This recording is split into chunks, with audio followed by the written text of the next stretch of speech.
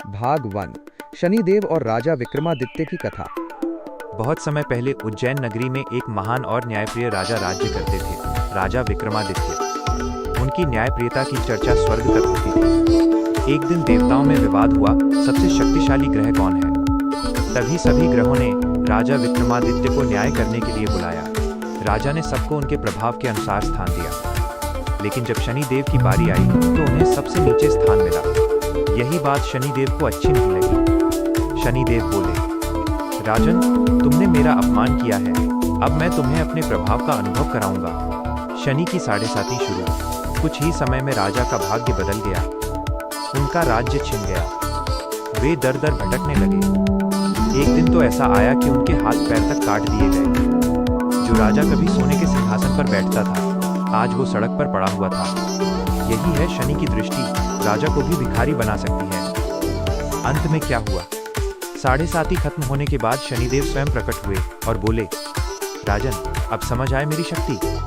राजा ने हाथ जोड़कर कहा, प्रभु, आप सबसे महान हैं, आपने मुझे अहंकार से मुक्त किया। शनिदेव प्रसन्न हुए और उन्हें सब कुछ वापस दे दिया। भाग 2 शनिदेव क्यों देते हैं सजा। शनिदेव को लोग गलत समझते हैं, वो सजा नहीं देते, न्याय देते हैं। सच ये है, अगर तुम अच्छा करोगे शनिदेव तुम्हें राजा बना देंगे, अगर गलत करोगे तुम्हें गिरा देंगे। शनिदेव सिर्फ एक चीज देखते हैं, तुम्हारा कर्म, इसलिए उन्हें कहा जाता है कर्मों का न्यायाधीश। भाग 3 कैसे बदलती है शनि की दृष्टि जीवन। जब शनि की दृष्टि पड़ती है तो जीवन पूरी तरह बदल जाता है। 3 बड़े बदलाव आते हैं। 1 अहंकार टूटता है, जो इंसान घमंडी होता है शनि उसे जमीन पर ला देते हैं। 2 असली लोग पहचान में आते हैं, मुश्किल समय में ही पता चलता है कौन अपना है। 3 इंसान मजबूत बनता है, शनि तुम्हें तोड़ते नहीं, मजबूत बनाते हैं। भाग 4 शनिदेव की सबसे डरावनी कथा। एक बार एक व्यापारी था जो गरीबों को धोखा देता था, झूठ बोलता था। उसे लगता था कोई उसे देख नहीं रहा, लेकिन शनि की नजर सब पर होती है। धीरे धीरे उसका व्यापार खत्म हो गया, परिवार छोड़ गया, वो अकेला रह गया। तब उसे समझ आया, ये सब मेरे कर्मों का फल है। शनिदेव कहते हैं, मैं तुम्हारा दुश्मन नहीं, तुम्हारे कर्मों का आईना हूँ। अगर तुम सही रास्ते पर चलोगे तो शनि तुम्हें ऊंचाइयों पर पहुंचा देंगे। भाग 1 जब सृष्टि में कुछ नहीं था, सदाशिव का प्राकट्य।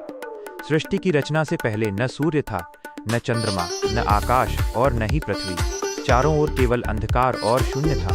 उस शून्य में एक नाद ध्वनि गूंजी, आए। यही वह समय था जब परम ब्रह्म सदाशिव का प्राकट्य हुआ। वे न जन्मे थे, न उनका अंत था।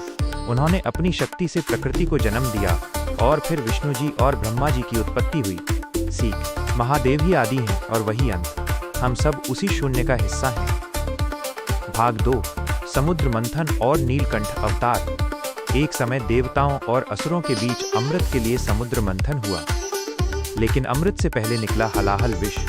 वो इतना जहरीला था कि पूरी सृष्टि जलने लगी। देवता भागे, असुर डरे, पर कोई सामने नहीं आया। तब महादेव ने उस विष को अपनी हथेली पर लिया और पी गए। माता पार्वती ने उनके गले को पकड़ लिया ताकि विष शरीर के नीचे न जाए। विष के प्रभाव से उनका गला नीला पड़ गया और वे कहलाए नीलकंठ। यही है महादेव का स्वभाव, दुनिया का सारा दुख, जहर खुद पी लेना और बदले में आशीर्वाद देना। भाग 3 कामदेव का भस्म होना और वैराग्य। सती के आत्मदाह के बाद महादेव घोर तपस्या में लीन हो गए। वे पूरी दुनिया से कट चुके थे। उधर ताड़कासुर का अत्याचार बढ़ रहा था, जिसका वध केवल शिवपुत्र ही कर सकता था। देवताओं ने महादेव की समाधि तोड़ने के लिए कामदेव को भेजा। कामदेव ने जैसे ही पुष्प बाण चलाया, महादेव का तीसरा नेत्र, थर्ड आई, खुल गया। एक ही क्षण में कामदेव भस्म होकर राख हो गए। सावधान, महादेव का तीसरा नेत्र तभी खुलता है जब संसार में अधर्म अपनी सीमा पार कर देता है या जब उनके ध्यान में कोई बाधा डालता है। भाग 4 अर्धनारीश्वर, पुरुष और प्रकृति का मिलन। महादेव ने संसार को बताया कि पुरुष और स्त्री एक दूसरे के बिना अधूरे हैं। उन्होंने अपने शरीर का आधा हिस्सा माता पार्वती को दिया और अर्धनारीश्वर रूप धारण किया।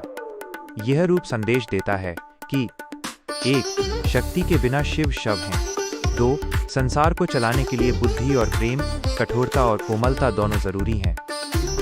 भाग 5 काल भैरव और अहंकार का अंत। एक बार ब्रह्मा जी को अपनी रचना पर अहंकार हो गया। उनके 5 मुख थे और वे स्वयं को महादेव से श्रेष्ठ समझने लगे। महादेव ने अपने अंश से काल भैरव को प्रकट किया। काल भैरव ने अपने नाखून से ब्रह्मा जी का वो 5वां सिर काट दिया जिसमें अहंकार था।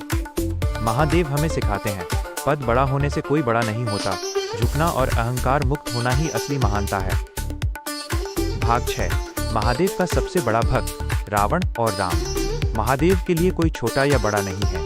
एक तरफ महान पंडित रावण उनका अनन्य भक्त था, तो दूसरी तरफ मर्यादा पुरुषोत्तम श्री राम भी शिव की पूजा करते थे। रामेश्वरम में श्री राम ने स्वयं शिवलिंग की स्थापना की। महादेव ने सिद्ध किया कि भक्त चाहे असुर हो या देव, वे केवल भाव देखते हैं। उपसंहार। शिव क्या है? शिव केवल एक नाम नहीं, एक ऊर्जा, एनर्जी है। जो श्मशान में है वो शिव है, जो कैलाश पर है वो शिव है, जो आपके भीतर की शांति है वो शिव है, जो आपके भीतर का क्रोध है वो भी शिव है। महादेव का मंत्र सत्यम शिवम सुंदरम। जो सत्य है वही शिव है और जो शिव है वही सुंदर है। रावण की घोर तपस्या और महादेव का वरदान। बहुत समय पहले की बात है। लंकापति रावण सिर्फ एक राक्षस नहीं था, वो चारों वेदों का ज्ञाता, महान पंडित और भगवान शिव का सबसे बड़ा भक्त था। उसे शक्तिशाली बनना था, इसलिए उसने महादेव को प्रसन्न करने के लिए घोर तपस्या शुरू की। सालों बीत गए। जब शिवजी प्रकट नहीं हुए तो रावण ने अपनी भक्ति साबित करने के लिए एक खौफनाक कदम उठाया। उसने अपने ही हाथों से अपना शीश काटा और अग्निकुंड में शिवजी को अर्पण कर दिया। एक एक करके उसने अपने 9 सिर काट दिए। जैसे ही वो अपना 10वां सिर काटने वाला था, महादेव स्वयं प्रकट हो गए। शिवजी बोले, मैं तुम्हारी भक्ति से प्रसन्न हूँ, मांगो क्या वरदान चाहिए। रावण ने असीमित शक्तियां, देवताओं से अजेय होने का वरदान और असीम ज्ञान मांग लिया। शिवजी ने तथास्तु कह दिया। रावण अब त्रिलोक का सबसे शक्तिशाली योद्धा बन चुका था। भाग 2। शक्तियों का नशा और अहंकार का जन्म। कहते हैं ना, जब इंसान को उसकी हैसियत से ज्यादा मिल जाए तो वो पागल हो जाता है। रावण के साथ भी यही हुआ। उसने स्वर्ग पर हमला किया और देवताओं को बंदी बना लिया। उसने नवग्रहों, शनिदेव सहित को अपने सिंहासन की सीढ़ियों पर उल्टा लिटा दिया। काल, मृत्यु को भी उसने अपने बिस्तर के पाए से बांध दिया। अहंकार इंसान की बुद्धि को अंधा कर देता है। रावण ये भूल गया कि उसकी ये सारी शक्तियां उसी भोलेनाथ की दी हुई हैं, जो पल भर में सब राख कर सकते हैं। उसे लगने लगा, मुझसे बड़ा कोई नहीं। भाग 3। कैलाश उठाने का दुस्साहस। एक दिन रावण अपने पुष्पक विमान से कहीं जा रहा था।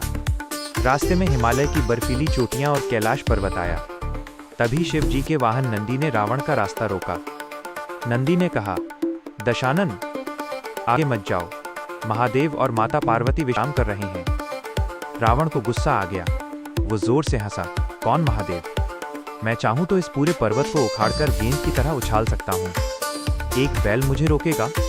रावण ने नंदी का मजाक उड़ाया, जिस पर नंदी ने श्राप दिया कि एक दिन वानर ही तेरी लंका जलाएंगे। अहंकार की चरम सीमा। रावण विमान से उतरा। उसने अपनी 20 मजबूत भुजाएं कैलाश पर्वत के नीचे लगा दी और पूरी ताकत से पर्वत को उठाने लगा। पर्वत सच में हिलने लगा। पेड़ गिरने लगे, जानवर भागने लगे। माता पार्वती घबरा गईं। भाग 4। महादेव का एक अंगूठा और रावण की भयंकर चीख। माता पार्वती ने पूछा, प्रभु, ये भूकंप कैसा? शिवजी मुस्कुराए। वो समझ गए कि उनके भक्त के सिर पर घमंड चढ़ गया है। उन्होंने कोई हथियार नहीं उठाया, कोई क्रोध नहीं किया।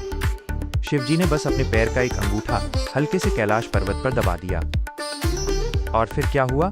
पूरा का पूरा कैलाश पर्वत एक झटके में वापस अपनी जगह पर बैठ गया। रावण के दोनों हाथ पर्वत के नीचे बुरी तरह दब गए। उसकी हड्डियां चूर चूर होने लगीं। दर्द के मारे वो इतनी जोर से चीखा कि उसकी आवाज से तीनों लोग कांप उठे। इसी भयंकर चीख के कारण शिवजी ने उसका नाम रावण रखा, अर्थात वो जो दूसरों को रुला दे या खुद भयंकर चीख मार दे। भाग 5।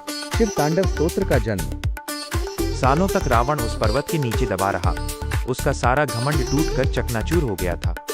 तब उसके मंत्रियों ने कहा, महाराज, शिव से युद्ध नहीं, क्षमा मांगिए। तब रावण ने अपने ही हाथों की नसें निकालकर वीणा बनाई और दर्द में तड़पते हुए महादेव की स्तुति गानी शुरू की। यहीं से जन्म हुआ दुनिया के सबसे शक्तिशाली स्तोत्र का, शिव तांडव स्तोत्र। जटाटवी गलज्जल प्रवाह पावित स्थले, गलेल व लंब्य लंबिता, भुजंग तुंग मालिकाम। उसका संगीत और उसकी क्षमा याचना इतनी पवित्र थी कि महादेव का हृदय पिघल गया। उन्होंने रावण को मुक्त किया, उसे माफ किया और अपनी सबसे शक्तिशाली तलवार चंद्रहास उसे भेंट में दी। इस कथा से हमें क्या सीख मिलती है? जब भी आपको अपने पैसों, ताकत या ज्ञान पर घमंड होने लगे तो रावण को याद कर लेना। 3 बड़े सबक। 1. ईश्वर जो दे सकता है वो छीन भी सकता है। महादेव को रावण का घमंड तोड़ने के लिए सिर्फ एक अंगूठे की जरूरत पड़ी। 2. अहंकार विनाश का कारण है। भक्ति से रावण को सब कुछ मिला, लेकिन अहंकार ने उसे अंधा कर दिया। 3. सच्चा पश्चाताप। अगर आप अपनी गलती मानकर सच्चे दिल से क्षमा मांगे तो ईश्वर आपके बड़े से बड़े पाप को भी माफ कर देते हैं। ईश्वर सिर्फ प्रेम और समर्पण के भूखे हैं, आपके अहंकार के नहीं।